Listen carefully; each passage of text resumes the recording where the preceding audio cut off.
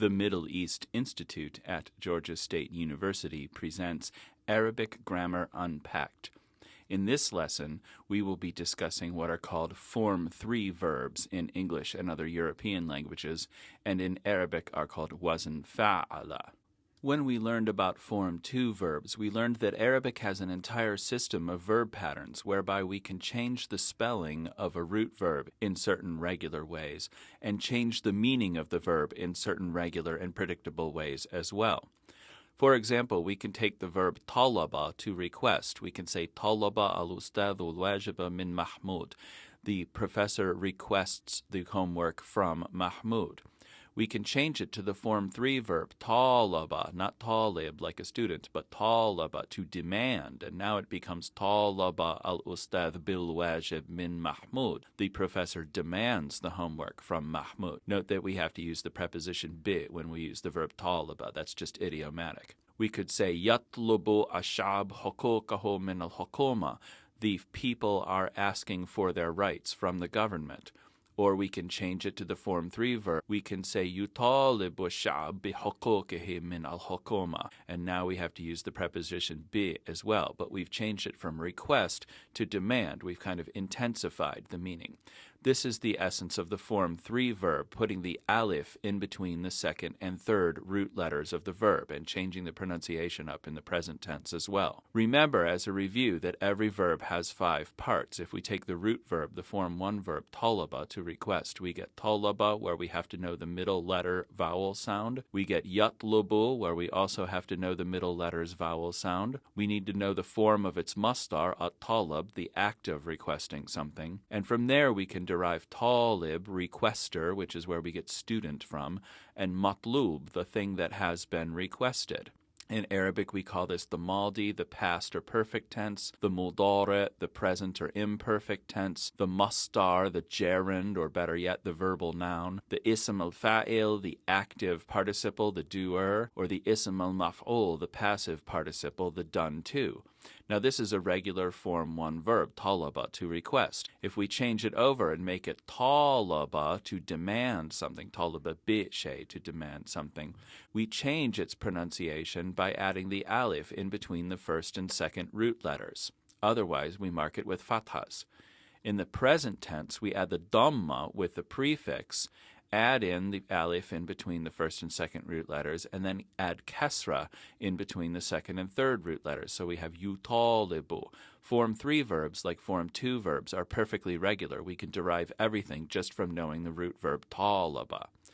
Our masdar or verbal noun is al-mutalaba. The meme is part of the wazn or pattern here. Our ism fa'il or active participle is mutalib, a demander, and something that has been demanded is mutalab. You can see how mutalib and mutalab will look exactly alike in an unvoweled text. This will present some problems for students when learning to read, but you'll just have to get used to it because most texts won't vowel it unless absolutely necessary. Let's take a look at the past tense conjugation. The past tense conjugation is perfectly regular, except for the fact that we've put the alif in between the first and second root letters. So we have talabtu, talabta, talibti. Notice how this differs from talaba, to request, the Form 1 verb, because then our accent is on the second to last syllable. Talabtu, talabta, talabti. But in Form 3 verbs, we put the accent on the first syllable. Talabtu, talabta, talabti, and so on. Talaba, talabet, talabtuma. All of the past tense suffixes are the same as they are for any past tense verb. All you have to get used to doing is putting the accent on the first syllable instead of the second when you conjugate Form 3 verbs. In the present tense, we have the dhamma marking the prefix, the alif, the kasra in between the second and third root letters, but otherwise it's regular and it follows the same pattern. Utalib, tutalib, tutalibin, utalib, tutalib, and so on and so forth. We don't have the sukun on the first letter, atlub, tatlub, tatlubin, like we do with Form 1 verbs, but that's because we have the alif in between the first and second root letters. So they're pretty easy to learn the conjugation pattern for. Again, as a review, our pattern is talaba. If you know talaba, you know everything else. You don't have to look anything else up like you would for a Form 1 verb. It's always yutalibu. It's always al-mutalaba, with a couple of exceptions, but we're not going to worry about that right now. It's always mutalib. It's always mutalab, and so forth. So these are very easy. All you have to know is the past tense, and you know all 4 other parts of the verb immediately. So learning the conjugation pattern isn't really very difficult. Learning the meaning of Form 3 verbs and what they do to the root Form 1 verbs is a little bit more difficult because they're not nearly as regular in terms of meaning as Form 2 verbs are. If we look at the sentence, at-tulabu talabu ad-darsa min al-ustadh, the students request the lesson from the professor. Here we have a regular root verb, a Form 1 verb, talaba, to request something. If we change it to Form 2, we get at-tulabu talabu bid-dars min al-ustadh, again with the preposition bi. Now the students are demanding the lesson from the professor, which is a bit rude if you ask me. What we've done here is we've intensified the root meaning of the verb, and this often happens with Form 3 verbs in a manner not dissimilar to that of Form 2 verbs. We could say at-taliba tahdur as-saf. The student is attending class, where hadara is our verb for to be present. We can change it to Form 3 and say al-ustadha tuhadiru at-tulab fi saf. The professor is lecturing the students in the class. Here we've taken the root meaning of the verb and we've sort of applied it to other people. By lecturing to them, the idea is the professor is sort of making them present.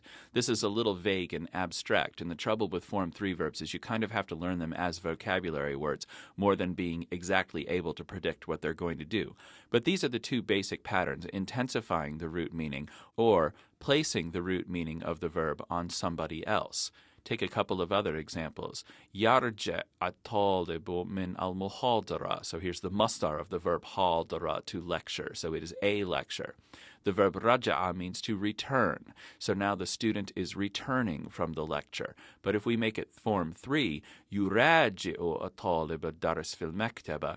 Now the student is reviewing the lesson in the library. The idea is they're returning to it and going back to it. This is, again, a little abstract, and most of these verbs are best learned as vocabulary words. If we take the verb samaha, to permit, so now al-ustadhu la yasmah lit-tulab bil-akl fi saf. The professor does not permit the students to eat in class. Notice that samaha, to permit, is a little odd in that it takes 2 prepositions, li for the person that you're permitting to do something and bi for what you're permitting them to do. If we change it to Form 3, now we have al-walidu la yusamih bintahu bifashliha fi saf. The father does not forgive his daughter for her failure in class. So we've taken permit and we've intensified it by turning it into forgive. Again, the problem with Form 3 verbs is that they simply aren't terribly regular in terms of meaning, and most of them you'll have to learn as vocabulary words. If you know your roots, you can usually have some kind of idea of what's going on and save yourself the trouble of looking them up. But there are so many common vocabulary words that they're really best learned one at a time. We can use the root dhakara, to mention, and take 3 different versions of it. We can say Sadiqi yadhkuru al-imtihan fi safar riyadiyat. My friend mentions the test in mathematics class. We can change it to a Form 2 verb by adding our shadda and say Sadiqi yudhakkiruna bil-imtihan fi safar riyadiyat. And now my friend is reminding us of the test in math class. We can bump it up to Form 3 and say Ana wa asdiqa'una nudhakiru dars ar-riyadiyat. And now our friends and me, or I and our friends is how you say it in Arabic, are studying the mathematics lesson. So darasa, to study, usually has the implication of taking on the formal study of a subject, but dhakara, from the root for to mention, is the verb for actually hitting the books. We can see Forms 1, 2, and 3 together again by saying tabacha taqta al-laham. The cook is cutting the meat. Change it to Form 2 and intensify it. Tabacha tuqatta al-khadrawat. The cook is chopping up or shredding the vegetables. But then if we take it into Form 3, remember that Form 3 often has the meaning of doing it to another person. So we have atabecha tuqati zamileha, which doesn't mean that the cook is cutting up her friend, but rather cutting off her friend, interrupting her. So here we have a couple of examples of how we can go through forms 1, 2, and 3 and see how the meaning changes. Again, form 2 is pretty predictable. Form 3 isn't always predictable. Finally, we have some verbs that are just form 3 for no particularly good reason. So we could say at-tullabu yunaqishuna as-siyasa fil maqha. The students are discussing politics in the coffee house, where the verb naqasha yunaqishu, a form 3 verb, is for a discussion or to discuss something. Why is it form 3 instead of yanqashu? No idea, just tradition, the way the language evolved. The same thing goes for the verb safara, to travel. Ana wa zawjati sanusafiru ila Lubnana sayf al-muqbil. My wife and I will travel to Lebanon next summer. There's no particularly good reason why the verb is safara yusafiru instead of safara yasfaru. But that's simply the way Arabic has evolved over the centuries, and you're just going to have to learn a lot of Form 3 verbs as you go. The rewarding thing is that they'll help you expand your range of expression a great deal. So just remember the pattern. Fa'ala yufa'ilu al-mufa'ala mufa'il mufa'al. And that way, you could plug any 3 root letters into the Form 3 pattern, and you can learn to conjugate the verb properly.